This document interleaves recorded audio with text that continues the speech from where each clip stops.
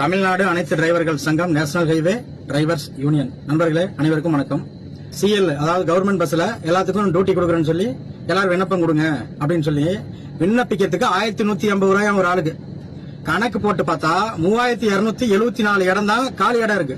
ஆனா அந்த காலி இடத்துக்கு ஒவ்வொரு ஆளுக்கு 1150 ரூபாய் பெருக்கல் 3274 போட்டா அமௌண்ட் 38,63,320 ரூபாய் வருது. அதே 3274 பேருக்கு நாம புக் பண்ண மாட்டோம். ஆனா நாம புக் பண்றது 3,274 பேர் புக் பண்ணுவோம்.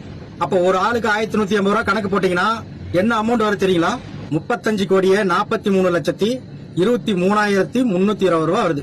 அப்ப கணக்கு போட்டுக்காங்க. வேலைக்கு போறது 3,200 பேரு. இதுல வேற இவ்வளவு பணம். அப்ப எதுக்கு இந்த பணம் வசூல் பண்றாங்கன்னு ஏன் யோசிக்க மாட்டீங்க? இங்க எல்லாருமே இங்க எங்க இருந்தாலும் கஷ்டப்பட்டு கட்டுவீங்க. இது சேர்றது இல்லாம நாளைக்கு வேலைக்கு ஜாயின் பண்ணும்போது லட்சக்கணக்கில் பணம் வேற கட்டணும். அது எத்தனை பேருக்கு கமிஷன் கொடுக்கறதோ தெரியல. நம்ம மக்கள் இப்படியே ஏமாந்துட்டே இருக்கணுமா? 10வது படிச்சா தான் வேலை. அப்புறம் எதுக்கு படிக்காதவங்களுக்கு எல்லாம் லைசன்ஸ் கொடுக்குறீங்க?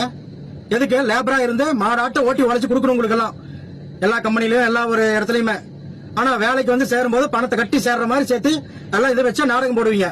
டிரைவர்னா அத்தனை பேத்துக்கும் டியூட்டி கொடுக்கணும். ஏன் தமிழ்நாட்டுக்குள்ள ஓட்டுறதுக்கு தமிழ் தெரிஞ்சா போதும். 10வது என்ன பண்றது சொல்லுங்க? நம்ம மக்கள் இன்னுமே ஏமாந்துட்டு இருக்காதீங்க. எல்லாம் ஏமாத்துற வேலை. எல்லாம் உஷாரா இருங்க நண்பர்களே. நன்றி.